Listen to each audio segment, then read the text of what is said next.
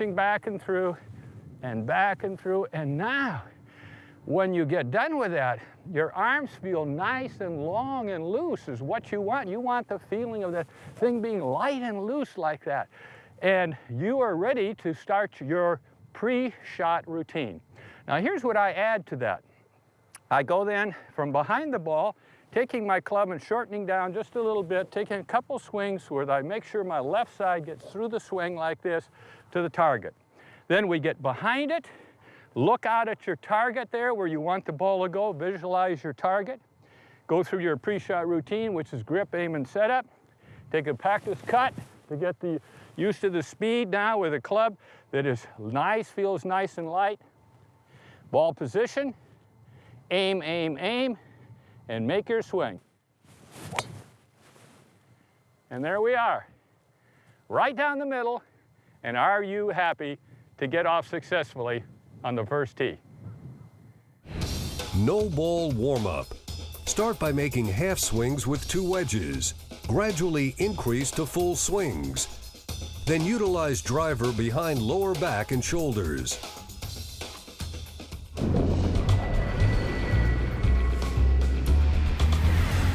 Here's something I love to do.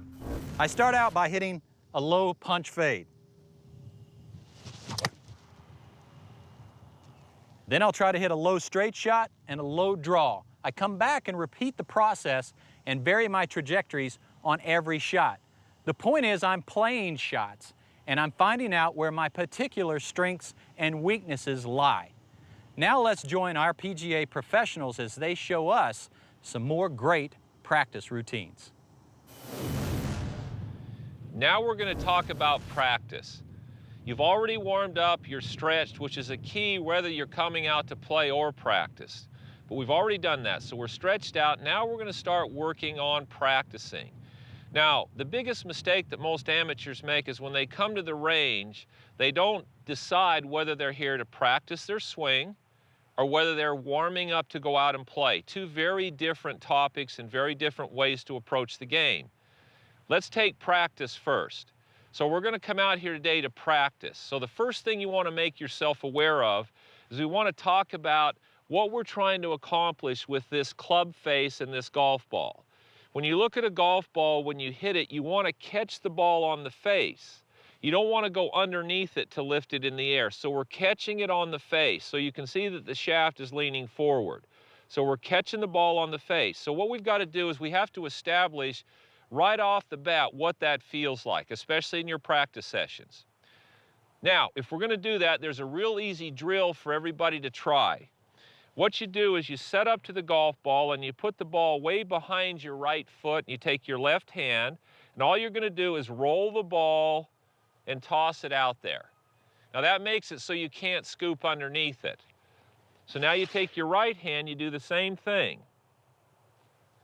Then you take both hands and you're going to roll the ball. Then you move the ball into the center of your stance. Now we're establishing that same feel for impact because that's the key to the game, is being able to impact the golf ball correctly. Most people don't have a sense of what that is. So you want to do that little roll the ball so you feel what it feels like at impact to have the shaft leaning forward. Now, once you've done that, now we've got to start to build the swing. One of the first things we want to do with the swing is right here with this tennis racket. Now, I came up with this, or I saw it, and so I started to use it. Initially, it was just a regular racket, but I put a shaft in it and a grip, because one of the biggest things in golf is to understand how to release the club through the ball. And you can see here that if I do it correctly, I can see only the back of the racket. Most people, when they take this tennis racket the first time, their tendency is to flip so they can't see the back of the racket. Now, a golf club is very confusing because it has loft in it, the head shape different, it's a long ways away. So this tennis racket makes it very easy for people to see what it means to release the club face correctly. And that gives you a whole different feel in your forearms as to what you're supposed to do. Now, a very good drill is to take this racket and now we're going to set it on the back of the ball and now I'm going to throw the ball down the target line. If I release it the way most people do, the ball will go way to the left. So the goal here is to set the ball on the racket and throw it down the target line. That way, if you're here, the ball goes left. If you release it correctly, the ball goes down the target line. Now you have a sense of what it feels like to release the club face through the ball, or how the club works through the ball.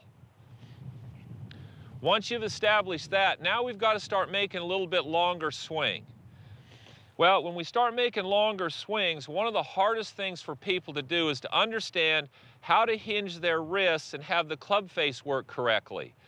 This little swing guide here helps you to understand that. When you watch most tour players, you'll see them standing and they're making this kind of move. They're standing there talking to each other, and this looks real cool. Okay, but the reality is this is a very important part of the golf swing. How this club works and how you hinge and unhinge the club is critical to being able to play. If you can't do this, everything else you do in the swing assumes you can. So this becomes a very important practice tool to feel and sense how your wrists work. Now, once we take that, now we're going to go to a fuller swing. Well, on the back swing, as you go back, that hinges and touches your left forearm. As you come down into the ball, it comes off. You make impact with the ball. On the follow-through side, it hinges back up and it's back onto your left forearm. So when you start out now and we're practicing, focus on the drill that you're working on. So we're going to set up, we're going to focus on making that hinge, and then we're going to try to run into the ball. But the goal was getting a feel for what the club was doing and how it works. Then very gradually you start to build the speed up, you change clubs, you go back and forth between your teaching aid or your drill and what you're trying to do. So it's critical when you're practicing that you have a very set reason for being there. Now, if you notice, I have clubs on the ground. You always want to establish a target line and establish this other line here, which is not necessarily just for your feet. A lot of good players play from a closed stance, some play from square, some play from open.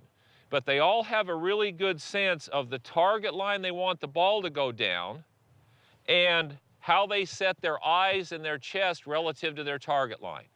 So this is critical that you do this all the time. Now, the other thing that you have control of is your grip and your posture. Everybody, go to your golf professional, go to your PGA professional, let him make sure that the grip that you're using and the posture and the things you have control of, that you're doing those correctly. If you're not doing those correctly, the rest of the game just becomes a mass amount of confusion. So when you're here to practice, be very precise about the drills that you're using, stay focused on the drills, and make sure that you're accomplishing what you want in your swing. Do about a 3-to-1 ratio. 3 drills, 1 without the drill. 3 drills, get the feel, 1 without it. Go back and forth. Don't just do the drill. Don't be afraid to use those drills when you're on the golf course also, if you're practicing your swing. Now we're going to go to play. Playing is a very different approach when you come out to the range. Now we're going to warm up. We're not trying to necessarily work on your swing, you're trying to warm up and get ready to play. Now, most people start out with the sand wedge. I don't think that's the way to go. I start out with my driver. Now, the reason I start with this, I want to build my rhythm around this club. This is the hardest club for most people to hit, and if you're not careful, by the time you get to hit it, you're already swinging too fast. So the key to warming up is we're going to get into a rhythm. Now, I want you to take out your driver, and we're going to get set up to the ball.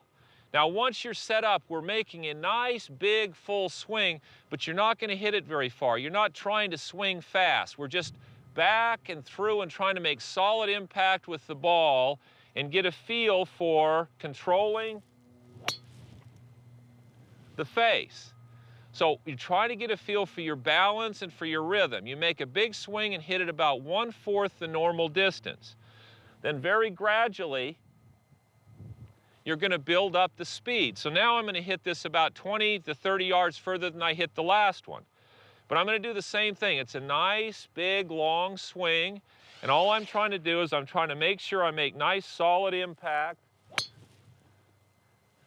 And I'm going to make the ball go a little further. Now, I'm only going to warm up or increase the speed to about 50 or 60% of my maximum. So I'm feeling the rhythm. I'm feeling all of the sequence, so I'm timing everything. I'm maintaining my balance. That's a critical thing, especially with this club. The biggest mistake people make with the driver is you swing out of your ability to control your rhythm and your balance and square the face. That's what it's all about. So you start with this and you warm up with some nice big swings. Just hit it solid and watch where it's going. Try to hit it in the center of the face. Then, now we're going to go back. Now we go back and now we start with the sand wedge. Now we're going to go back to the sand wedge and very gradually we're going to hit balls. We're going to hit them solid and build the speed up again and work our way back up through the clubs. Now when you're out here practicing, you're working on something particular. Now we're getting ready to play. So we're working on our rhythm. We're trying to hit the ball solid, and the focus as you're working up through your shots is to see what your tendency is.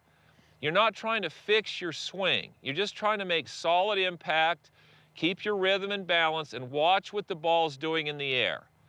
Because you're going to have a tendency. Then the goal is to go out on the golf course and play your tendencies. The biggest mistake most people make when they try to play golf is they're trying to do something that they don't do naturally. So they're trying to fix their swings. That's not the goal here. The goal is to go out and play. So you start with the driver, nice long swings, very gradually build the speed up, try to hit it solid, watch what it's doing in the air. Then you go back to your sand wedge, build your swing up. If it's a windy day, maybe you want to hit some low shots to get a feel for how you're going to do that. Now you're ready to go play. You go hit a few putts, you walk out to the course, you go play. When you get through, you evaluate what happened, so then you know what to go practice. That's a whole nother thing, which we talked about before. If you'll do these things, go to your PGA golf professional, let him help you with what drills you need. You're going to have so much more fun with the game once you differentiate between practice and play. Have a great time with the game. Let's get one thing straight right now. You cannot get better without practice. Now, practice makes permanent. Whatever you're practicing, you're going to get good at. But what you want to understand is you want to practice correctly. So, practice works when you practice correctly. That's why you go to your professional to get information about what you should be practicing. So, I'm going to show you a few things that I do on the practice tee. And right now, I'm hitting a driver. I've already warmed up. So with this driver shot, I picked out a couple flags out there, and I'm going to count a kind of a score, keep score of what I'm doing, and I try to get it between the flags. And so I'm going to hit 10 shots, and we'll see how many I can get in that space. That gives me a little bit more of an objective, a goal, as I make my swings, and as I make my shots and say, there's one, oh, that's borderline. So can't count that one. But we get another one up here, and we try to get as many as we can. I put the balls a little ways away from me, so I just can't stand here and rake one in and rake one in. I kind of have to move around, so I go through my routine again.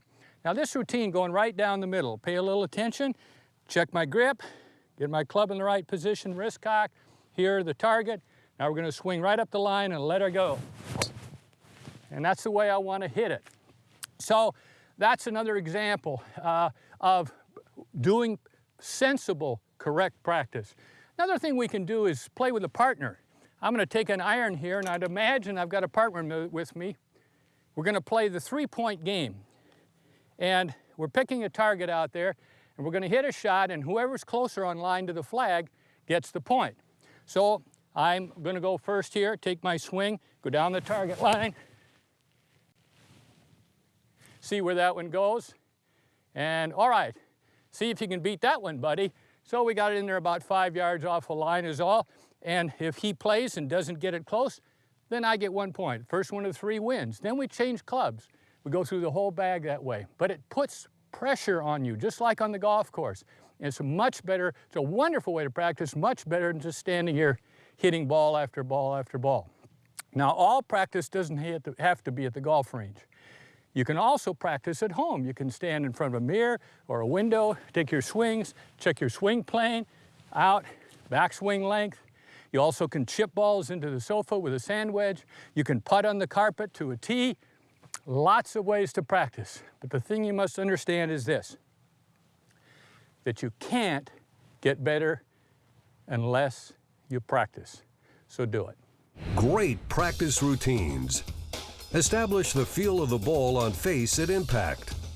Create specific routine and stay focused. Play games by yourself or with partner. Simulate course situations on the range.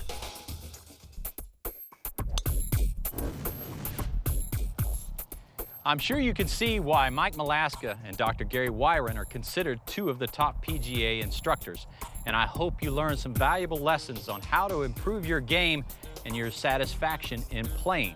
Don't forget the drills and tips that you learned today, and as Gary said, when playing a tee shot, or any other shot for that matter, visualize success. And remember to go to PGA.com and find a local club professional in your area to help you apply the lessons learned today. And please join us for some more valuable lessons in the next PGA Golf Instruction video series.